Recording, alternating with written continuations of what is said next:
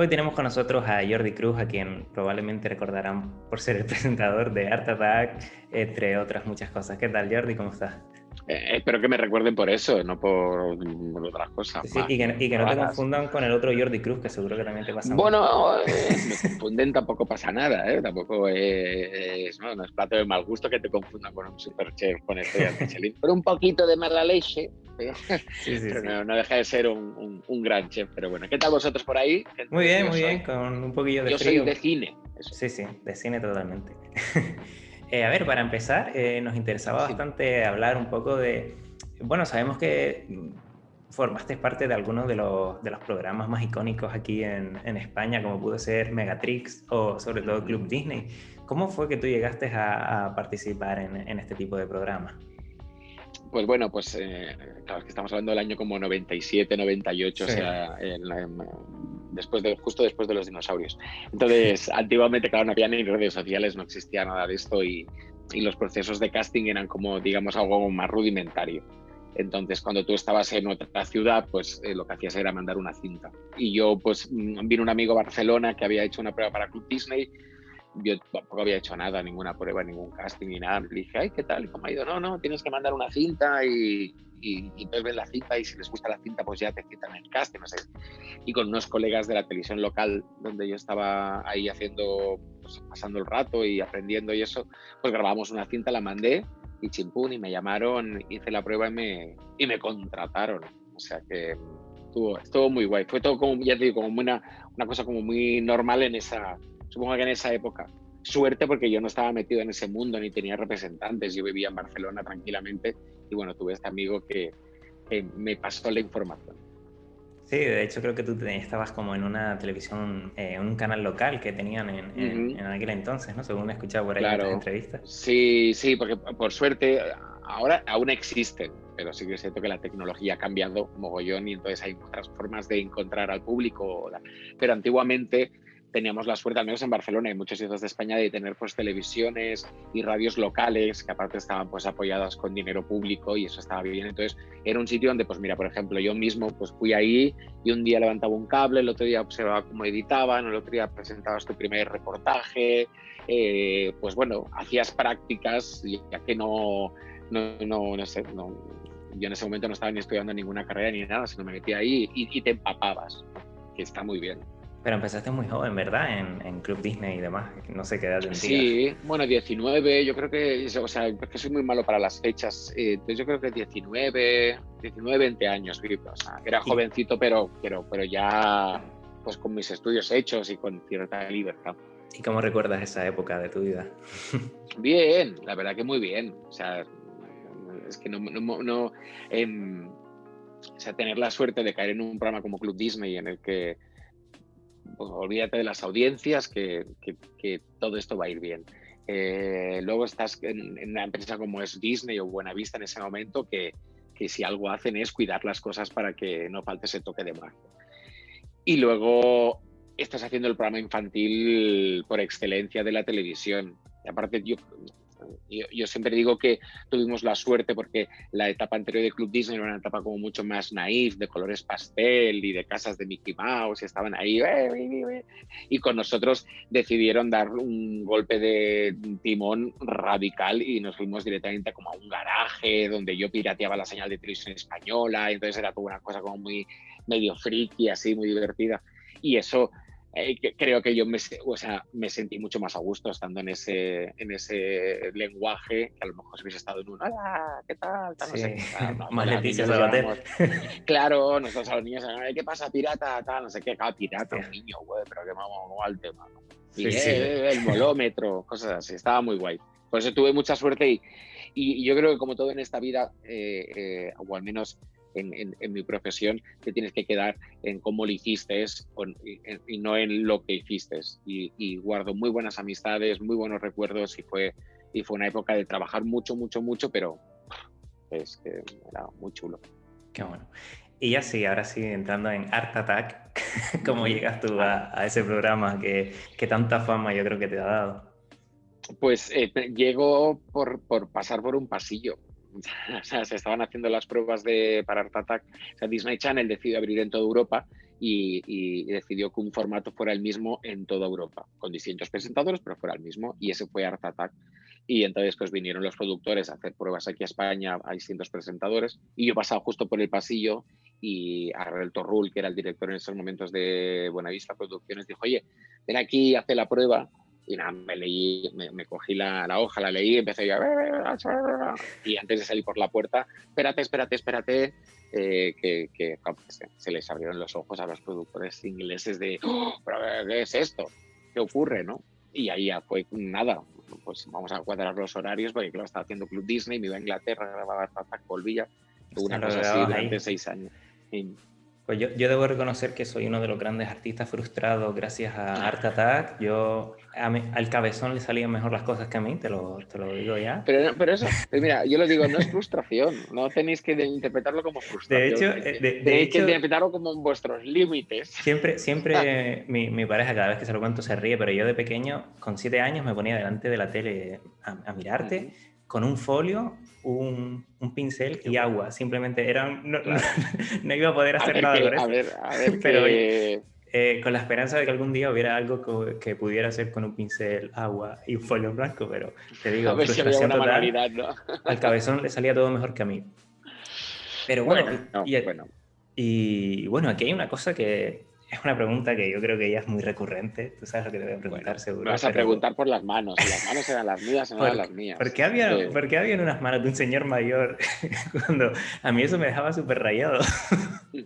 Mira, porque Art Attack, como te digo, era un programa que se grababa para muchos países. Entonces, sí que es cierto que los primeros años se aprovechó mucho del material que ya había, porque esto es un programa que llevaba mucho tiempo en Inglaterra emitiéndose. Luego, a medida que pasaron los años, parece como al segundo o al tercer año, pues tuvieron que empezar a crear nuevas obras de arte y nuevas manualidades. Y ahí es cuando entraban nuestras manos también en juego. Pero no todos los presentadores de todos los países pues tenían la misma maña. Entonces, al final se tenían que tomar decisiones como muy, como te digo yo, como salomónicas. Oye, pues esto para todos los países. Por ejemplo, no sé si os acordaréis, eso fue la primera temporada que aparecían unos niños contando pues, las manualidades que habían hecho. Y eso era algo me acuerdo del vídeo del Eulogio. Claro, los pequeños hijos de puta. Exactamente. Decía Eulogio. Pues eso en Francia no se pudo grabar, porque por la ley de protección al menor no se podía grabar. Entonces se decidió quitar de todos los países, cuando era una cosa como súper chula. Pues eso mismo ocurría también muchas veces con las manos. Y entonces yo hacía las cosas, las grababa y tal, no sé cómo, pero al final en los montajes finales pues se ponía, ahora la mano es de esta, ahora la mano del otro, ahora no sé qué. Entonces pues era un batiburrillo de cosas, pero ¿qué vamos a hacerle? También supongo que la televisión también tiene esa parte que es... Sí, no, era mágica, pero a un niño de 7 años a mí me dejaba un poco confuso. Pero bueno. Claro, no. Pero bueno, también yo creo que si escuchas, no en todo, ¿no? Pero detenidamente el programa nunca era mira cómo me ha quedado lo bueno que soy, porque soy un súper artista y tal. O sea, que no te lo compro, ¿eh? Y mira, ¿cómo que no? Si es verdad, es como, pues mira, así es como nos ha quedado, siempre como en plural, porque era como disimulando. Englobar. No, ni disimular. O sea, realmente me sentiría fatal si no supiese hacer las manualidades. Sí que eso era algo que te quería comentar, porque sí que es verdad que ahora tú, bueno, no sé si a día de hoy sigues haciéndolo, pero supongo que sí, has ido por países en diferentes eventos y al final le habrás cogido el gustito tú a las manualidades, ¿no? Claro, y he dado muchas clases de manualidades en muchos sitios, en muchos eventos de manualidades. Sí, porque ya te digo, es algo que me gustaba. O sea, yo en Art Attack, por ejemplo, no había guión. O sea, sí que existía un guión, porque lo que te digo, se tenía que traducir a todos los idiomas, pero por ejemplo España no hacíamos caso al guión. Lo que había una sala donde ellos hacían todas las manualidades y yo les decía, oye, pues vamos ahí y contadme cómo lo habéis hecho. Entonces, de esa forma yo podía contarlo y supongo que transmitía tanto así porque lo contaba muy, o sea, como si lo estuviera haciendo, pasa que porque más de televisión no lo puedes hacer. Y luego eso lo apliqué a... Pues te digo, yo en Art Attack tenía 15 días de trabajo al año, durante todo el año tenía que estar sin hacer nada. Entonces, pues yo soy un poquito culo inquieto y dije, bueno, ¿manualidades puedo hacer? Pues entonces a lo mejor puedo dar clases de manualidades, siempre desde el respeto a toda la gente que tiene sus carreras de bellas artes y tal, que es genial. pero aprovechando un poquito que existía el programa, pues daba rienda suelta a mi imaginación y pues claro, hacíamos muchas cosas. ¿Y a día de hoy sigues haciéndolo? ¿Sigues moviéndote por ahí? Sí, no doy clases, pero yo soy muy de, veo un mueble o me quiero hacer o tal, y pienso, bueno, a ver si me lo puedo hacer yo primero. O la manera El de poder, mejunje Art de Attack, que empiezas ahí con la eso cola y tal, mismo. y te haces un mueble. Sí, totalmente. Para cosas de carnaval o para mis sobrinos o para hijos de amigas mías. O sea, siempre, o sea, la creatividad siempre está así. Mira, el otro día tuve que colgar una pantalla que tenía que poner en casa y era, ¿cómo ponemos la pantalla? Entonces tenemos un sistema de poleas, tal, no sé qué. Claro, y eso al final es pues darle a creatividad un poquito. Por ejemplo, en países como Latinoamérica sí que se te quiere un montón, ¿no? Porque yo viendo comentarios y sí que es verdad que hablando con los colegas y tal, hay un sentimiento generalizado que te tienen a ti como un auténtico ser de luz aquí en España. Eres muy querido. Hay quien te compara con Bueno, Keanu Reeves, que también es un actor ya, que bueno. es súper querido. Eso. Eso es el micromundo de Twitter, que es así y es así de Sí, hostia, es amoroso. verdad, fuiste Y trending claro, topic. Sí, sí, y sí, lo tengo la subí. suerte de vivir en ese mundo bien guay. Y yo creo que al final o sea, lo que veíais era un chaval que os trataba como iguales. Y os decía, ¿qué tal? No sé qué, no sé cuántos. No os trataba ni de menos, ni de tal, ni ay, niño. Entonces yo creo que al final ahí pues creas como esa relación como de colega y si luego descubres que el personaje es real y es así, pues entonces yo creo que te cuadra todo y dices, oh, cómo mola. O sea, yo en la tele era como soy yo. Y cuando hacía los directos de Club Disney por la mañana, pues era como soy yo. Y cuando hacíamos Art Attack, era como soy yo. Y yo, si te tengo que contar algo, me dirás, joder, es que suena como Art Attack. Claro, es que no ponía otro tono distinto. Es mi forma de contar las cosas, ¿no? Claro, Entonces, claro. ahí yo creo que es la magia de que se creara esta relación tan chula y que luego las redes nos reencontraron. ¿Y alguna vez conociste al Manita?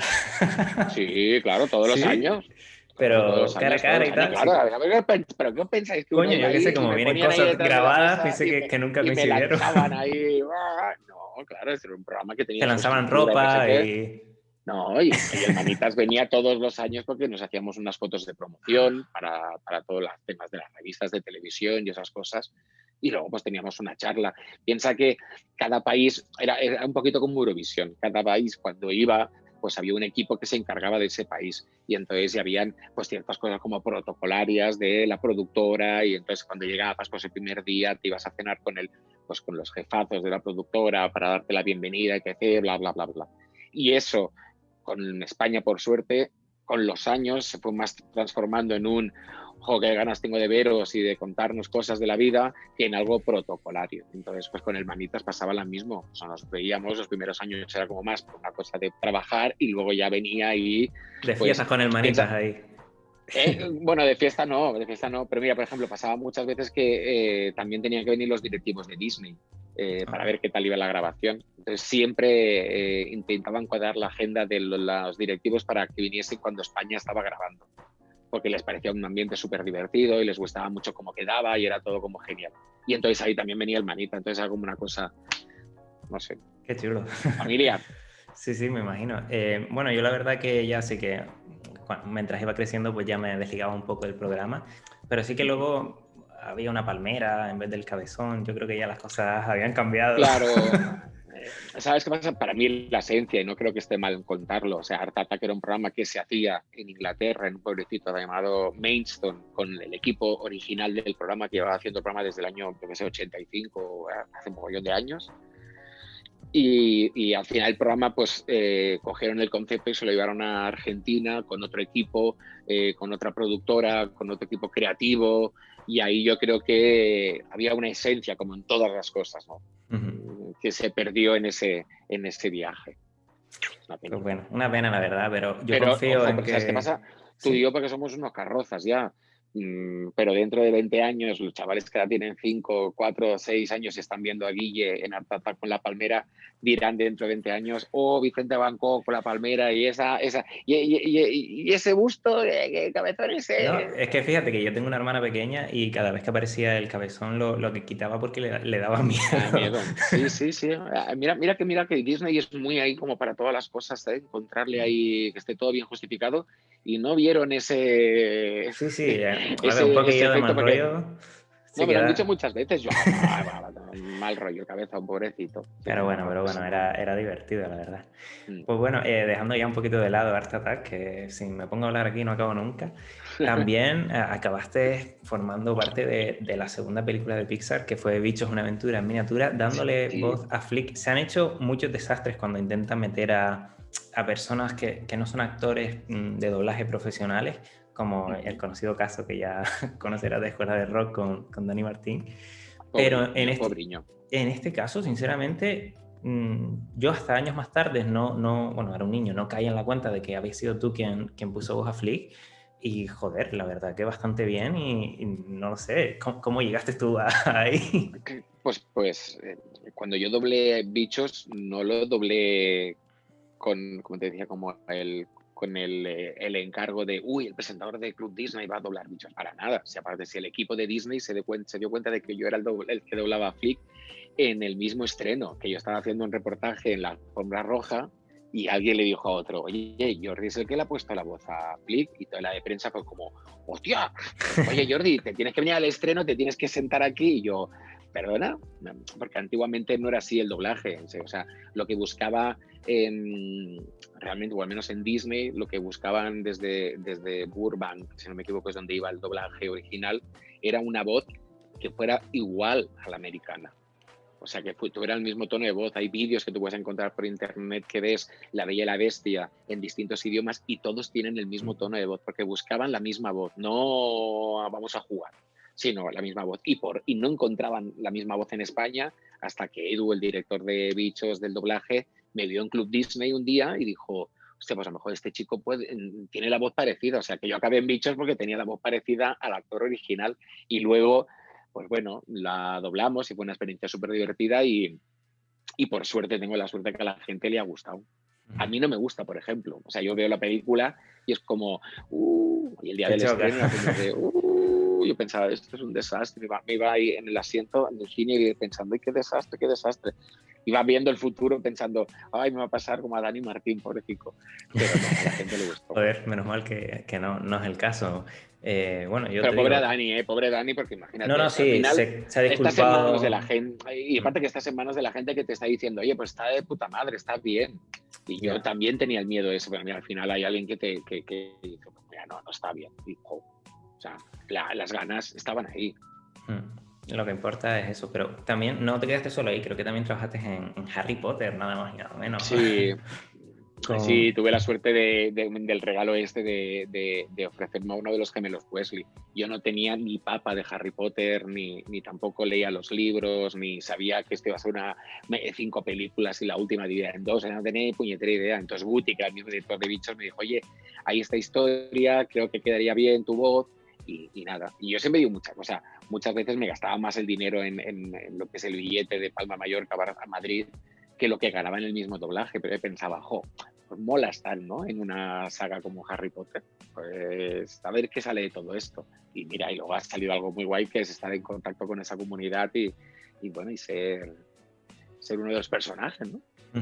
¿Y tienes en mente más proyectos como actor de doblaje o crees que eso ya no te llama? No. Yo siempre defiendo si tienes la capacidad o puedes detectar que algo no es lo tuyo, no lo hagas. O sea, no. Por mucho que a lo mejor el resultado al final sea bueno y tal, yo creo que tiene que ser una mezcla entre el resultado y el disfrutar tú del proceso. Y yo en el doblaje me sentí inseguro porque no tengo las herramientas que tienen los actores y las actrices de doblaje. Entonces, tú tienes que echar un lado, ¿no? Y decir, bueno, vamos a ver, o sea, vosotros tenéis esto y lo disfrutáis y yo estoy aquí, no lo estoy disfrutando, ¿qué hago? ¿No? O sea, no diría que no a volver a hacerlo algo, pero vendría acompañado con ese miedo un poco de, no es lo mío. Bueno, si sacaran Bichos 2 sería extraño no verte ahí. Si pusieran a otro... Bueno, pero vamos, eso yo creo que yo creo aparte es la única de las pocas películas de Pixar que no han tenido una segunda parte. Ya creo que fue bastante fuerte esa, bastante revolucionaria. Yo lo agradezco, la verdad, porque es una peli que a mí me gusta mucho. El tema de tantas secuelas y tantas cosas al final no me gusta. No hicieron ni serie de dibujos animados. No, pero bueno, tienes las tomas falsas de Toy Story 2, que también se te escucha un poquito. Ahí está, algo. Eso sí, pero bueno, fue una revolución de película. Yo creo que no se la deben tener guardada como, uy, no hablemos mucho de bichos, que la liamos. Joder, pues a ver si algún día saca la segunda parte. Dices que temas de doblaje, ¿no? Pero sé que estás metido en otros proyectos, en algunas cosillas con Netflix, también tienes un podcast por ahí.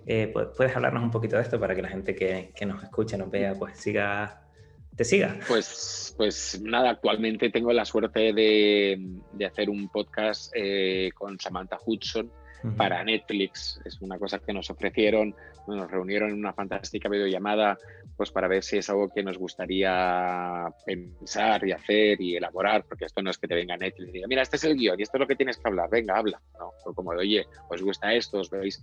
Y la verdad que hubo amor a primera vista y mucha conversación y así surge. O sea, tenemos unos episodios muy bonitos y nos lo pasamos muy bien y por suerte está funcionando muy bien y a la gente le está gustando mucho y va subiendo ahí en el ranking de los podcasts. Entonces la gente de Netflix está contentos, nosotros estamos contentos y ya estamos ya con la segunda temporada en marcha grabando episodios muy chulos. Y eso en lo que estoy ya y sobre todo también pues preparando pues esperando a la llamada de Yes Music para que me digan ya tenemos Tom Capers Academy 2 en marcha, entonces esperemos que pronto se ponga en marcha la segunda edición, que sé que la están cocinando y desde aquí huelo un poco que ya están en fogones. Qué bueno, pues a ver. Pues nada, no te quiero quitar mucho más tiempo. No me voy a ir sin pedirte un saludo personalizado al más puro estilo arte maníaco para los seguidores de soydecine.com. Pues nada, un saludo a todos los artemaníacos de yo soy de cine.com. Gracias por ver esta entrevista, por compartir este rato y larga vida al cine y a estas conversaciones chulas. Muchas gracias.